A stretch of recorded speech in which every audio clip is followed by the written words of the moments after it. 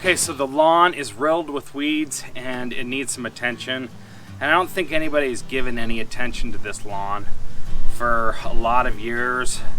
So somebody will come up here maybe once a year and throw some fertilizer down, and then somebody will do the mowing, but that's probably about it. So I kind of decided that I wanted to do some weed control up here, and I thought it would be kind of fun to spray the lawn. And I understand that when you're on vacation, it's like, do you want to do lawn care? But for me, lawn care is fun. And so yeah, I want to actually spray weeds while I'm on vacation. For me, it's fun, and I like to see the transformation. I may not likely see the transformation, so I won't be up here for a while longer, but I'm gonna go for it anyways. Okay, so I've got my weapons of choice here. I've got this Ortho Weed B Gon Max. This is for crabgrass control because it's got the quinclorac chemical in it. So it's got the 2,4-D, quinclorac, and dicamba. This should be a really good mix for kind of this general lawn here with lots of weeds. I've got my measuring device here. I took this red Solo cup, this is all I had, and just kind of put 2-ounce increments in here and marked it with a pen like that. So I'm gonna need 10 ounces of this product for 4 gallons of this water. So this tank sprayer already has a mixture of Dawn dish soap and water in there, and I'm gonna use that as a surfactant. So I'm gonna put 10 ounces of product in 4 gallons of water. So I've got my 10 ounces of product here, got my Dawn dish soap in here for a surfactant. So all I need to do is just pour this in here like this. One thing I don't have is any PPE, don't have any gloves, don't have any long sleeve, don't have any pants. Really kind of shouldn't be doing this without the PPE. But the haters are gonna hate, and I'm still gonna move forward with the weed control, and it should be fine. So pretty sure tomorrow I'm gonna wake up just fine. So the way I like to mix up chemicals, I like to put a little bit of water in first, and then put my chemical in, and then kind of mix it up a little bit, and then fill the rest of the container to the amount of water that you want. So you wanna fill it up really slow and in a way that you're not gonna create a bunch of bubbles or kind of suds, especially if you're using dish soap as a surfactant. So that's about 3/4 full right there. I'm just gonna put the lid on and kind of give it an old hee-ho shake. Never put the end of the hose in the sprayer. That will cause a cross-contamination, and you know, you could turn into like a green mutation type, Incredible Hulk type guy. So we can't have that. You've got to wear your PPE all the time whenever you're doing this. Don't give me any crap for not wearing mine. I don't want to hear it. So check out this water pressure coming out of this hose. It's on full blast. Okay guys, so when you're spraying this product like this and you're doing this with a backpack sprayer, there's certain key rules that you want to follow when you're spraying. Okay, so you want to hold the sprayer about 20 inches off the ground, roughly about knee height, or maybe a little bit below the knee, okay? And then what you want to do is walk in straight lines. Don't be doing any of this crap, okay? Just hold it like this and spray like this, okay? Walk like that, either forward or backwards. And then if you come this way and you just kind of make zigzag back and forth patterns until you cover the whole area. And then after that, you want to go in an opposite direction. So you want to do it like this. So you crank it up real good, and you just go like this, okay?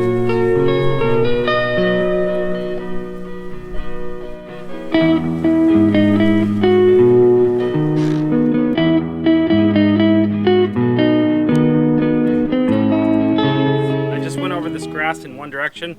So if you're doing a blanket spray and you like missing spots, then that would be your cue to stop right there and not do it in another direction.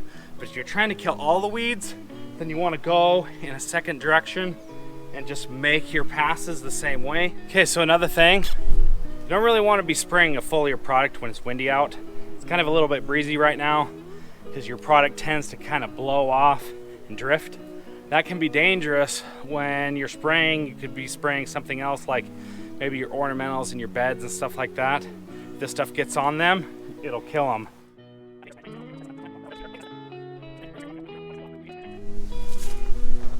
Okay, so that is really easy to do, okay? You just kind of want to go at it at a grid pattern. Like I said, you want to hold it about knee height right there, and you just hold it. If you want to fan like this, that's all good. But if you're gonna do that, you gotta stop. And then you fan like this. But don't be walking around in different directions and seeing a weed here and going here and there. Don't do that, because then you won't get an even coverage. Just walk in a straight line, back and forth, and then in a grid pattern. So it's really easy to do. So I will leave a link in the description where you can get some awesome good weed killer. It's not hard to find. You can get it over the counter, easy to get, or you can buy it online. I'll leave a link. Home Depot's got this stuff. And then this backpack sprayer, okay? If you're wanting to go the route of the backpack sprayer, I do not recommend the kind that you have to hand pump like this. So if you've got any amount of room in your yard or something, you're doing a lot of pumping, the pump is inconsistent with the pressure coming out the tip here. So if you're looking for a backpack sprayer, I recommend a battery operated backpack sprayer, 4 gallon. It's battery operated. It's a sweet system. I don't have one, but I've got a lot of friends that do have those, and those are good systems. So I've got much more of this area to do in the back. Like I said, this lawn is riddled with weeds, and I'd like to see if this makes a difference. I'm sure it will. Anytime you do anything to the lawn, it's going to make a difference. It's just a matter of getting out there and doing it. So I think that's the hardest part for people. So they watch these videos and say, look how nice his lawn is. But what they are not realizing is that I'm putting a lot of work and effort into it to make it look like that. So I've got more area to do around the back.